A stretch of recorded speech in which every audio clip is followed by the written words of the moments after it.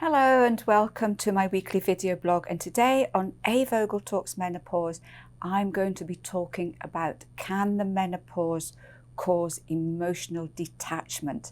If you like my tips and advice, then please subscribe and remember to hit the bell icon so you can be notified of all my new videos. A lot of women in the menopause feel overly emotional. They get the mood swings, maybe the worry, the stress, the crying. They find that they get affected by the slightest little thing, you know, a sad film on TV or sad news. So they become much more emotional at every single thing. But for other women, they can become what's called emotionally detached in the menopause and the perimenopause. So I thought today that I would look at this side of things and also what you can do to help yourself. So what exactly does emotional detachment means? It means that you're finding it more difficult to create or maintain personal relationships with other people. It's also about disengaging from other people. You don't want to be around people. You would far rather be on your own. It can be lack of attention, or you can be preoccupied when others are around. So again, it's almost like, you know, go away, I'm busy, I don't want to talk to anybody, I don't want to have to deal with anybody. It can be feeling difficult. There can be difficulty being loving or affectionate with family members. You may find that it's much more difficult now to hug people or be hugged. And I know a lot of women contact me, they just don't want to have any kind of intimate relationships with their partners. They just really want to be on their own and to not be bothered by anything like that. It can be unwillingness or not wanting to socialize. It just, again, it's this whole thing of wanting to be on your own. And I know for me, that was one of the things. I just couldn't be bothered going out. People, family and friends would say, oh, come out for a meal, let's go out for a drink. And I would just be, I just want to stay at home and put my feet up and read or watch the telly. So it's this whole thing of you can't even be bothered to make an effort to meet people that once upon a time you would have jumped at the chance to get out and see. You can also feel quite emotionally numb. So that means that instead of those women who would cry at the slightest little thing, you can see terrible news, sad news, and you literally don't feel a thing. You just feel completely detached, as if you're not quite in the world, as it were. So what can you do here to help yourself? The problem is that all of these particular situations can affect your relationships with your family, your friends, your loved one, and also your work colleagues as well. So it can create quite a lot of issues in various areas of your life. So why does this happen?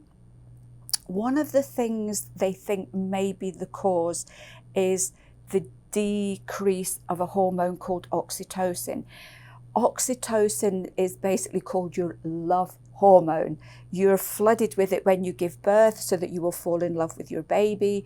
When you start a relationship and you fall in love again, there is oodles of oxytocin swimming around your system.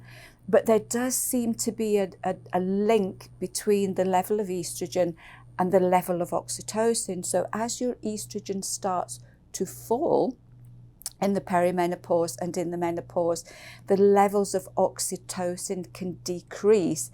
And this just makes it more difficult to form or continue with the relationships you have, because that love hormone just isn't there, or there's very little of it.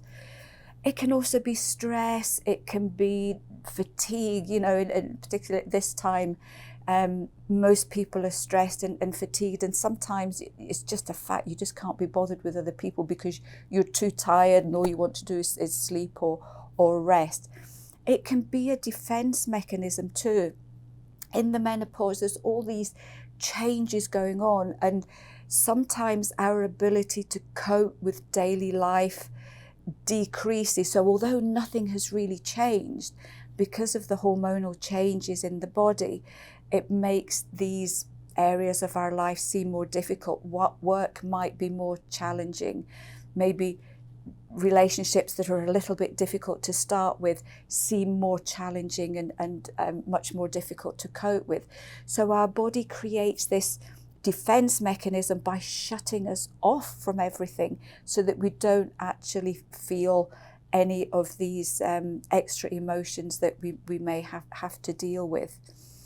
It could be past trauma resurfacing, and we know this is something that can happen for some women. Our ability to control our emotions can decrease, and these emotions can come up. So we're living through these emotions again.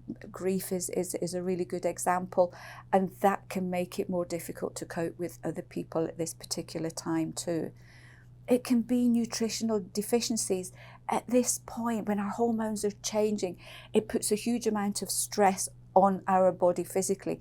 So our nutritional needs go up. And if we're not giving our body everything that it needs, then there are areas that are going to suffer. So it's really important here to make sure that you're getting all the things that you need. So you're looking at vitamins and minerals that will help to support your nervous system. So vitamin D is really important for low mood. Our vitamin Bs are great for supporting our nervous system. Magnesium as well is really important. So make sure you're getting enough of these things in your daily diet. The things that you can do to help yourself is talk about it. And I know this is easier said than done, because when you're in a state of flux and you don't know what's happening to yourself, it can be very difficult to try and put into words how you're feeling. But your nearest and dearest will very often be aware that there are changes going on. So just trying to explain, even very simply, that things are changing for you and you need a little bit of help. Ask for help. There's this whole thing with women in that we must be stoic, we must battle through the menopause and we can do it whether we like it or not. And that's not the case. This is the one time in our lives when a lot of us need that extra help and support to help us through it. So don't be afraid to ask for help, either with your family, your friends, or even at work. Don't feel guilty about this. As I explained, this is one of the things that happened to me, and you start to think, oh, my friends and family are getting annoyed with me because I don't want to basically do anything. But just realize that this is a phase in the menopause. This is something that a lot of women will experience to some degree. And for most women, I don't know, for me, it was just one of the phases. It came and it went. For some women, they may experience it for a little while, it may go and then it may come back. But just realize that it's not you, it's your hormones that are creating this situation for you, and just to handle this the best way you can without feeling guilty. Deal with any stress and anxiety, because that's really going to help here. As I mentioned, your magnesium, your B vits. You could look at our emotional essence. This is one of the flower essences, which can be really lovely, especially if you're not quite sure what's happening to yourself. Remember to get regular exercise, because exercise produces endorphins, which make you feel good. They help to support your nervous system. They help to make you feel better. So this is a really important one. Even if you're only getting out for a 10 or a 15-minute walk a day, it can make a huge difference to how you feel emotionally. Remember the water, because dehydration will make any emotional symptom worse. So it's really important to keep your water up. However, for some women, this situation can become completely overwhelming and they find that they cannot cope. It starts to affect the whole of their daily life, and for some women it can get to the point where they don't even want to get up in the morning. If you get to this point, this can be veering towards depression, and this is the one situation where you really do need to seek medical advice. So if you have got to that stage, again, it's about asking for help, about not being guilty for asking help, and just to make sure that you are supported in some way through this particular phase. I hope you found this one helpful. It's really quite a complex situation.